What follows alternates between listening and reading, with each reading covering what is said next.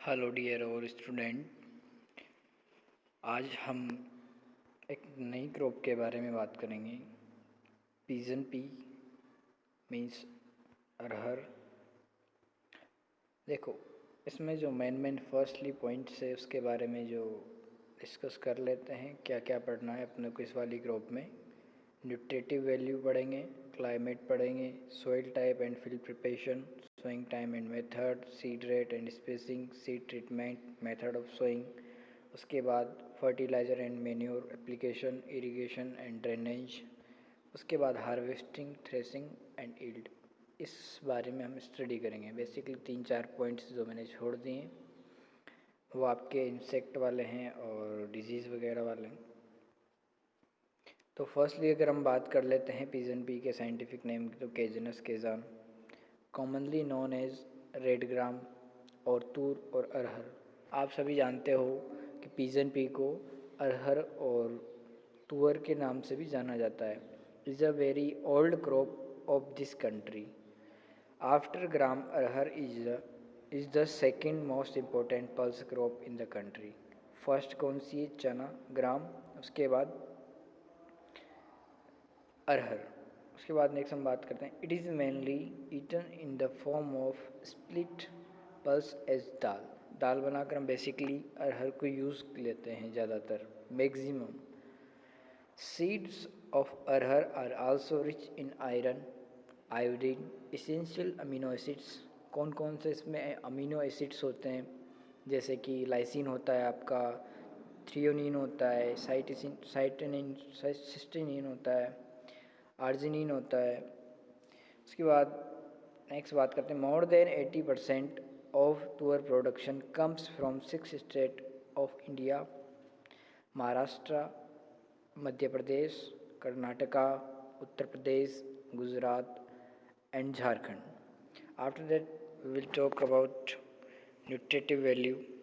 Firstly, if you can see protein is 22.3%, 22.3% के लगभग इसमें क्या पाया जाता है? प्रोटीन पाया जाता है। फैट इसमें 1.7%, minerals 3.5%, fibre 1.5%, carbohydrate 57.6%, calcium 73 mg per 100 gram, phosphorus, iron, moisture, calorific value. कितनी कैलोरी मिल जाती है आपको अगर आप 100 ग्राम अरहर की दाल यूज़ लेते हो फूड के लिए? तो लगभग आपको 335 किलो कैलोरी मिल जाती है। उसके बाद नेक्स्ट हम बात कर लेते हैं कि क्लाइमेट कैसा होना चाहिए इसके लिए। Pigeon pea is predominantly a crop of tropical areas, mainly cultivated in semi-arid regions of India. Pigeon pea can be grown with a temperature ranging from 26 degree centigrade to 30 degree centigrade, लगभग in the rainy season। अगर हम खरीफ वाले जैसे बरसात वाले season की बात करते हैं तो कितना टेम्परेचर इसको चाहिए? लगभग 26 डिग्री सेंटीग्रेड से लेकर 30 डिग्री सेंटीग्रेड तक इसको टेम्परेचर चाहिए। और जून और अक्टूबर में अगर हम बात करें तो 17 डिग्री से लेकर 22 डिग्री तक टेम्परेचर चाहिए पोस्ट रेनिंग। आफ्टर मतलब जब आपकी बरसात ख़त्म हो जाती है। November to March season, pigeon pea is a very sensitive to low radiation at pod development. जब आपका पोड फॉर्मेशन रहता है उस टाइम पर बहुत आपकी क्रॉप है वो सेंसिटिव रहती है। Therefore, flowering during the monsoon and cloudy weather leads to poor pod formation. अगर जैसे कि मान लो, इस कहने का मतलब कुल मिलाकर ये है कि जब भी फली में दाना बनता है या पॉड फॉर्मेशन होता है तो उस टाइम पर क्लाउडी वेदर नहीं रहना चाहिए, प्रॉपर तरीके से धूप होना चाहिए अच्छी। उसके बाद नेक्स्ट हम बात कर लेते हैं soil type and field preparation. It is a successfully grown in black cotton soils. कैसी सॉइल चाहिए इसके लिए? ब्लैक कॉटन सॉइल चाहिए। Well drained with a pH ranging from 7.0 to 8.5, 7 से 8.5 तक क्या चाहिए? pH चाहिए। Pigeon pea respond well to properly tilled and we drained seed bed. A deep plowing with soil turning plow in fallow wastelands, zero tillage sowing under intensive cropping system and broadbed furrow, ये सारे इसके प्लांटिंग्स के या field preparations के method है कि आप किस तरीके से आप क्रॉपिंग पैटर्न यूज़ में लेना चाहते हो या क्रॉपिंग सिस्टम यूज़ में लेना चाहते हो. Planting in low line as well as intercropping areas in recommended. Raised bed method of planting by dibbling at 2 inches depth with row to row distance 4 to 5 feet. जो रो to रो की distance कितनी रखनी है, लगभग 4 से 5 फीट रखनी है. Also 15 feet gap 2 pairs of tour on bed. जो टूअर के लिए जो हमने बेड्स वगैरह बनाए हैं उसमें भी कितना गैप होना चाहिए, लगभग 15 फीट का. Under intercropping of soybean under transplanting, Dharwad method use में लेते हैं 5x3 and 3x1.5 feet spacing is recommended इस वाले मेथड में. उसके बाद नेक्स्ट हम बात कर लेते हैं सोइंग टाइम एंड मेथड की. अर्ली मैच्योरिंग वेराइटीज़ कौन फर्स्ट, अगर आप अर्ली मैच्योर वाली वेराइटीज़ अगर आप यूज़ में ले रहे हो तो फर्स्ट फोरनाइट ऑफ जून. उसके बाद medium and late maturing varieties अगर आप ले रहे हो तो सेकंड फोरनाइट ऑफ जून.